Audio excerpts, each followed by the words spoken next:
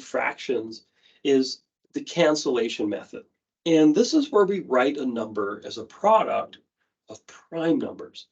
You can think of prime numbers as kind of like the DNA of a number. Let me show you. So say we take the number 30. We can break it down into 5 times 6. Now, are there two numbers that multiply to give you 5? Well, let's keep ourselves restricted to numbers that are whole numbers, like numbers we would count on our fingers. Let's not use decimals. Let's not use fractions or mixed numbers. Or improper fractions. Only whole numbers. What two whole numbers, if you multiply them together, give you 5? And the answer is just 5 and 1. We're not going to count ones in the number itself either. 5 times 1 is 5. We're just going to stop right here. So when you get a number that, when you think of the whole numbers, the numbers you count on your fingers, and the only numbers that would multiply to give you that number is itself and the number 1, we're just going to stop. We're not going to go any farther. This is called a prime number, and there are infinitely many prime numbers. The number 3 is a prime number. Only 3 times 1 gives you 3. You can't come up with any other numbers you would count on your fingers that you could multiply to give you 3. It's only 3 times 1. And 7's a prime number, 11's a prime number, 29 is a prime number. 6 isn't, though, because you can multiply 2 times 3 to get 6. So this is called a composite number. It's a composite of 2 others. So 2, the only 2 numbers that we count on our fingers to give us 2 are 1 and 2. 2 times 1 would give you 2. Number 3, only 3 times 1 gives you 3. So when we get to the times 1 as the only way we can get that number, times 1 in the number itself, again, those are prime numbers. So what we say is 30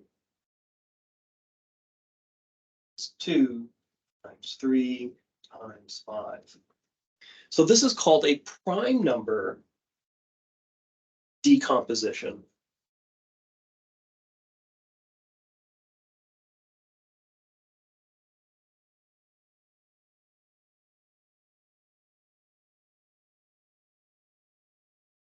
And this is the DNA of this number.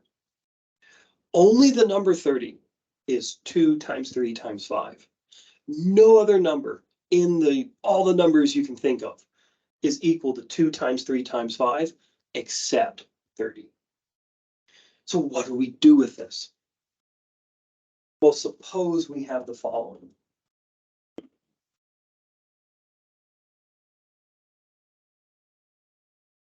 Let's say we have the fraction 4 over 30. Now, we can reduce this using the division method. We can divide, say, by 2, and we'll get 2 over 15. And is there a number that divides in the 2 without a remainder that will also divide in the 15 without a remainder? Well, 2's only divisible by 2. Again, we don't count division by 1. So 2 divided by 2 is 1, okay. But 15 divided by 2 will be a decimal, so that doesn't work. So this is as far as we can go. That's good news. There we go. What about the cancellation method? Well, we want to do the prime factor decomposition of these 2 numbers first. So 4, it's a product of 2 prime numbers that happen to be the same, 2 and 2. 30 that we saw earlier was 5 and 6, and then 2, 3. So that means 4 is 2 times 2, and 30 is 2 times 3 times 5, like we saw before. Now you might ask the question, what if we didn't do 5 times 6? what if we did 3 times 10? Well, let's see what happens. So 30 is also 3 times 10. Now, 3 is a prime number because only 3 times 1 gives you 3. But 10 is composite. That's 2 times 5. So 2 is a prime number. Only 2 times 1 gives you 2. And only 5 times 1 gives you 5. Now look what we have, though. We have a 2, a 3, and the 5. Those are the prime numbers. And when we do the prime numbers, they're always the numbers at the end of the branches, not the one in the middle. That one's not prime. It's the numbers at the end. It's where we reach a dead end. So 4 was 2 times 2. 30 is 2 times 3 times 5. So we get the same numbers. The order doesn't matter. That's okay. But we get the same numbers, a 2, a 3, and a 5. In other words, it doesn't matter how we break the number down. As long as we're breaking it down, we're going to get the same results in the end. All right, so how does this help with reducing fractions? Well, what we can do is take 4 over 30. And we write this as 2 times 2. And this is 2 times 3 times 5. And what we do is this. Whenever there's a number repeated in the top and in the bottom, we cancel it.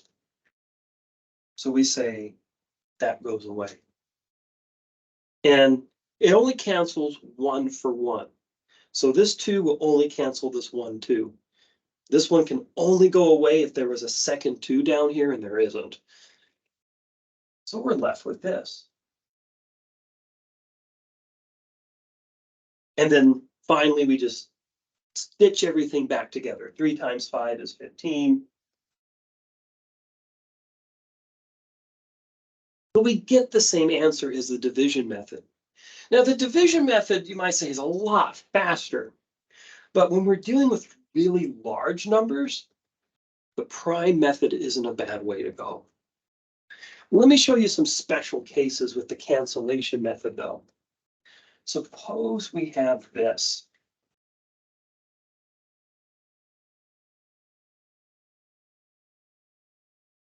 Four over 12. Now, 4 from earlier was 2 times 2. We saw that. Now, 12, let's break 12 down. We can call that 2 times 6, and 2 is a prime number, but 6 is 2 times 3. It's the numbers at the end that are the prime ones. So 12 is 2 times 2 times 3. So now we can rewrite this fraction is 2 times 2 over 2 times 2 times 3.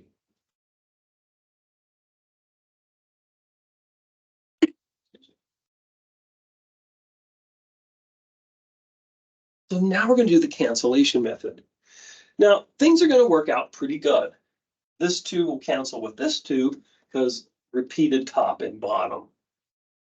This one will do the same thing, but we want to be careful here. When we cancel these 2's, there's not going to be anything left. So there's a trick you got to do with this cancellation method.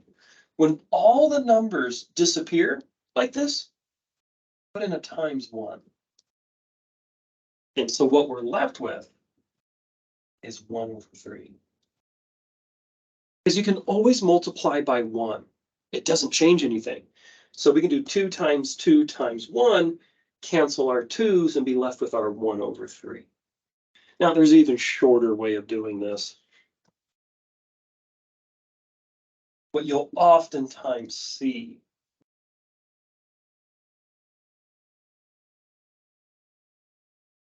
and they'll turn this into a rule, is when everything cancels in the top, or if it all cancels in the bottom, where everything canceled, in this case, it's going to be the top. Just place a 1 in there. That's where that rule comes from. what they're doing is they're attaching a times 1. Where you could see this again.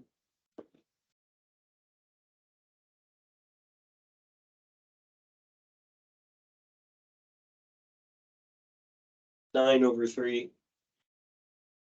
We can call this 3 times 3 over 3.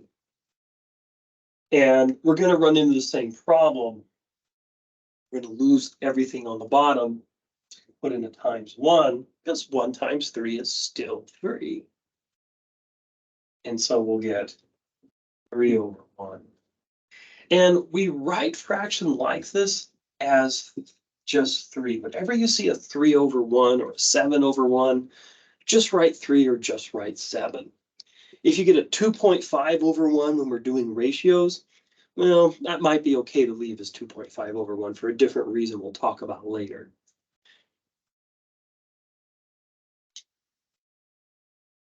And again, you can do this a little faster. You can treat it as a rule.